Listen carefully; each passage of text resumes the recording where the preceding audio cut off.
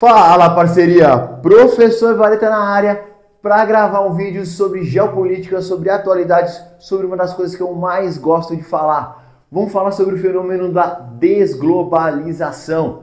É isso aí, voltando a gravar vídeo na lousa para vocês. E se eu vim aqui, eu faço sempre aquele pedido. Para não enrolar muito, se inscreve no canal, curte esse vídeo, porque aqui é Geo Raiz, Geografia com lousa e giz. Vem com o pai moleque e vamos começar o que é importante. Para falar de desglobalização, eu preciso falar um pouquinho de globalização. E cara, sabe o que eu achei estranho? É um dos vídeos que eu nunca gravei para o meu canal. Mas vamos lá. Globalização é colocada como a fase de expansão atual do processo capitalista. Muita gente vai pautar ela ali a partir da década de 70, com os grandes avanços tecnológicos. Alguns já a partir ali da pós-segunda guerra.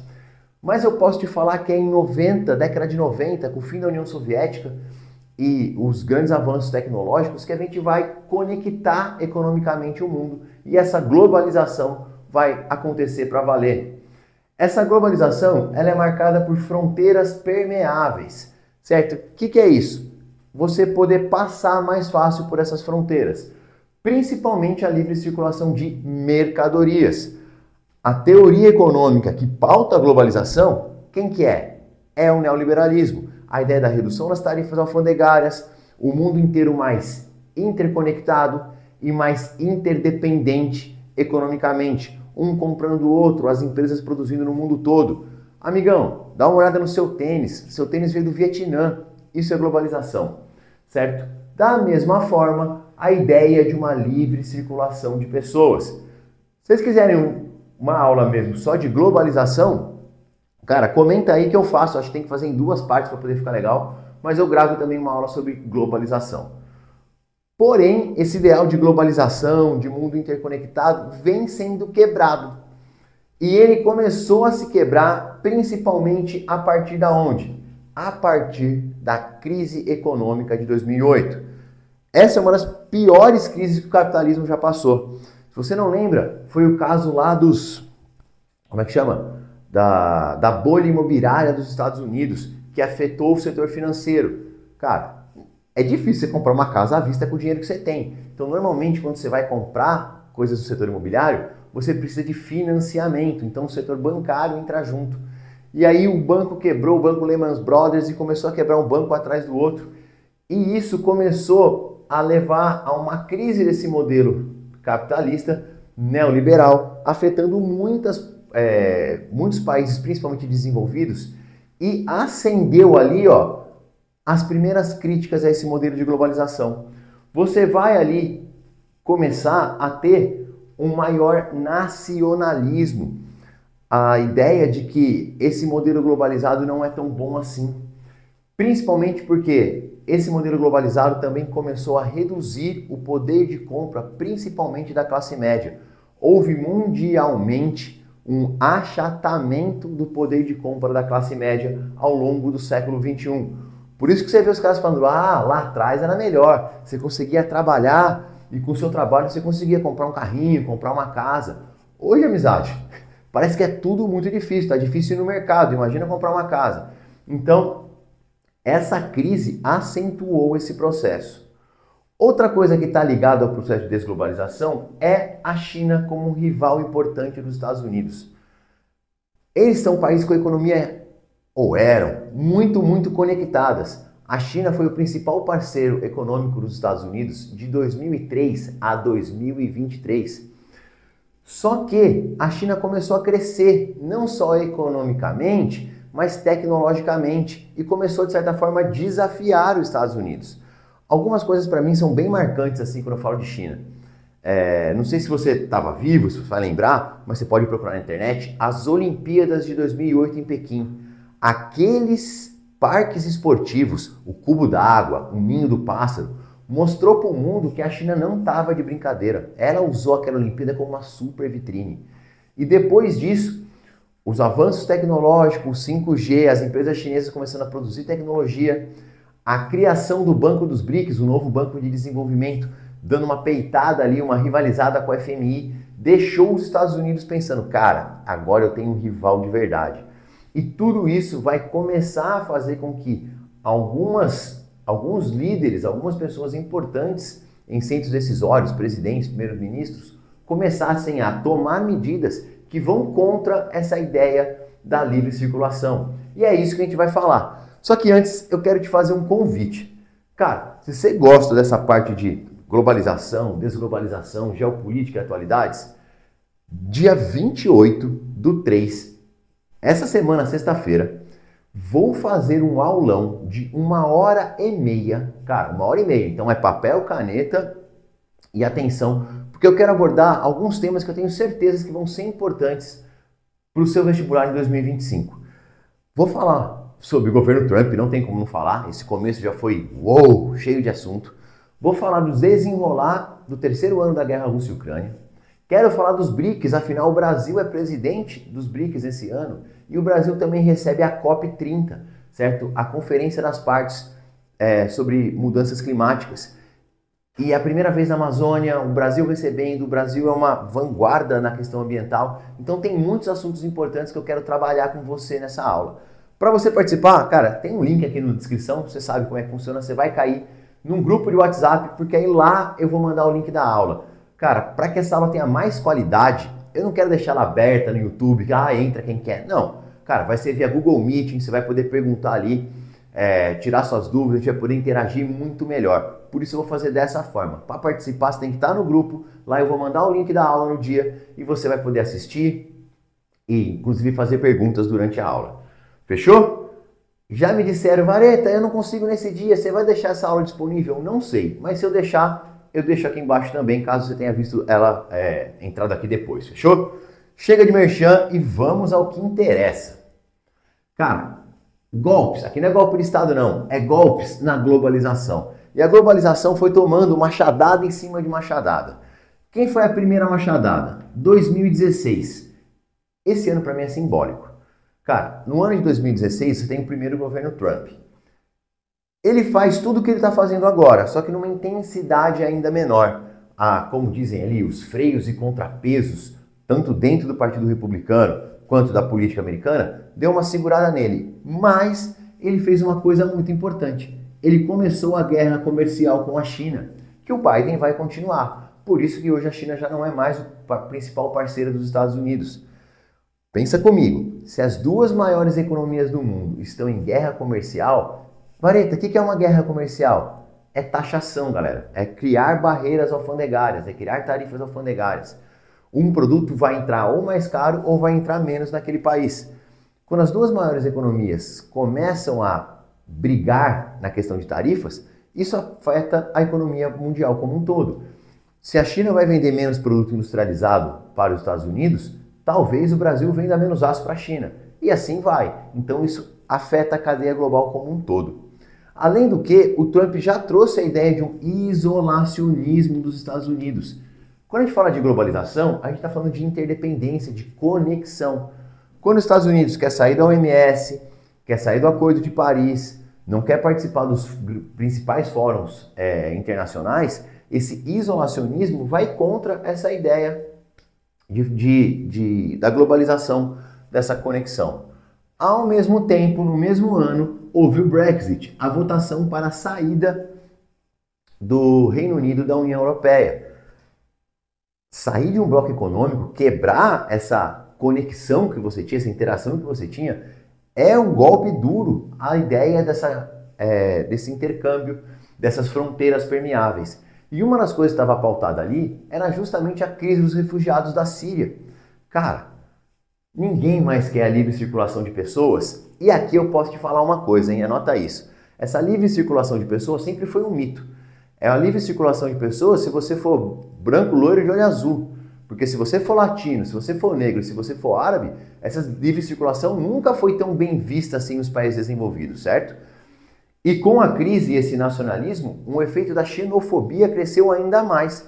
Então, a livre circulação de pessoas, a livre circulação de mercadorias toma mais uma pancada. Passa-se 4 anos, acontece o quê? Cara, nem me lembra. Pandemia da Covid-19. Você lembra aqueles lockdowns que a China fazia? Cara, eu lembro muito bem que a China, quando travou o seu mercado, o mundo inteiro ficou faltando equipamentos de segurança, aqueles EPIs. Por quê? Aonde que você produzia luva, onde você produzia respirador? Na China. Quando a China trava a sua economia, trava seus portos, ninguém circula, isso não vai para o resto do mundo. E aí criou-se uma dúvida muito grande na cabeça de todo mundo. É melhor eu produzir na China, que é mais barato, ou existem produtos que são tão importantes como produtos referentes a combate a uma pandemia, que mesmo mais caro, é melhor eu produzir no meu território, no meu país, porque o critério segurança fica acima do critério preço. Isso era uma coisa que não estava na conta. Hoje, você fala, cara, e se acontece uma outra pandemia? E se por algum motivo os mercados são fechados novamente? Será que compensa eu depender do produto que vem de fora?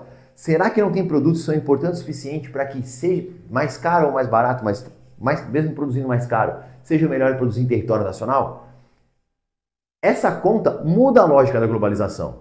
Porque a globalização, a lógica é ela, vamos produzir aonde é mais barato, certo? Porque os custos de transporte com os avanços tecnológicos da globalização são mínimos. Por isso que eu brinco que seu tênis vem do Vietnã, vem da Indonésia, vem da Malásia. Só que tem coisa que eu acho que é melhor não vir de lá, porque é muito importante eu ter aqui quando eu preciso. E isso já, tirou a ideia da globalização e começou a degringolar de vez esse processo, que vai, em 2022, com a guerra Rússia e Ucrânia, ter mais um golpe muito forte. Pessoal, a Europa dependia do gás russo, a interdependência econômica, a Rússia dependia de vender para a Europa dependia de comprar da Rússia. E agora? Eu vou ter que buscar novos mercados. Aqui surgiu uma dúvida muito importante. A Rússia, com um monte de sanção, começou a se pensar o seguinte: será que vale a pena eu ter grandes relações comerciais com alguém que tem uma posição geopolítica muito diferente da minha? Será que um dia a China vai querer invadir Taiwan e dessa forma a gente vai ter que sancionar a China? Como é que eu fico? Será que eu, como empresa, vou querer me manter na China? A ideia de alianças políticas e de proximidade, de afinidade geopolítica entrou na conta. Tanto que hoje se fala assim, será que é melhor produzir na China, que é mais barato? Ou para um americano é melhor produzir no México?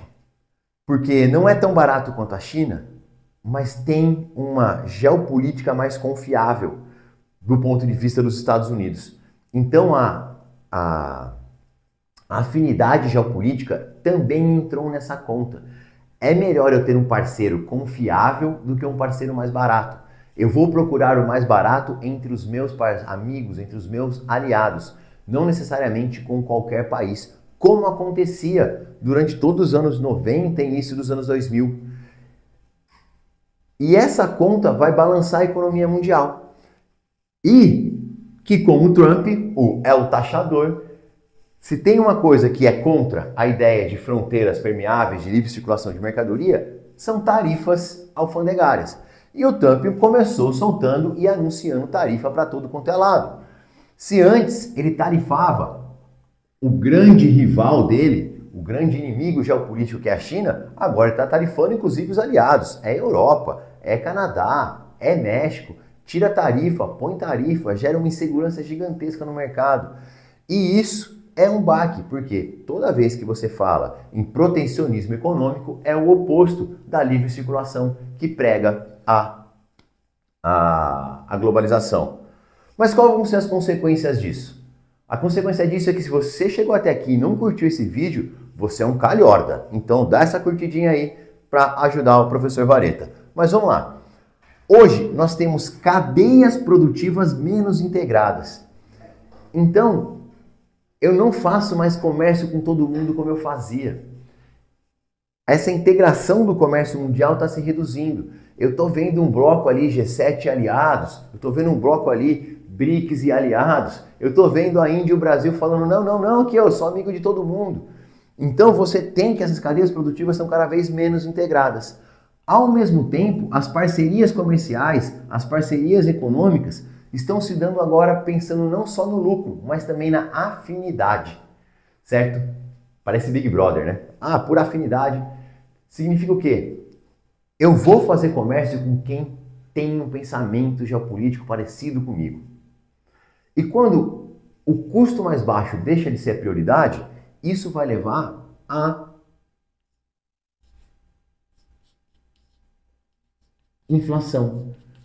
Porque hoje eu não penso só no custo, eu tenho outras variáveis que me fazem pensar.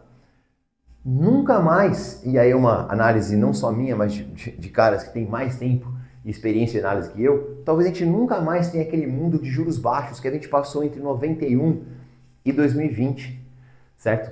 Aonde todo mundo conseguiu ter mundialmente juros muito baixos, principalmente os países desenvolvidos, porque os custos de produção eram reduzidos, porque eu produzo onde é mais barato.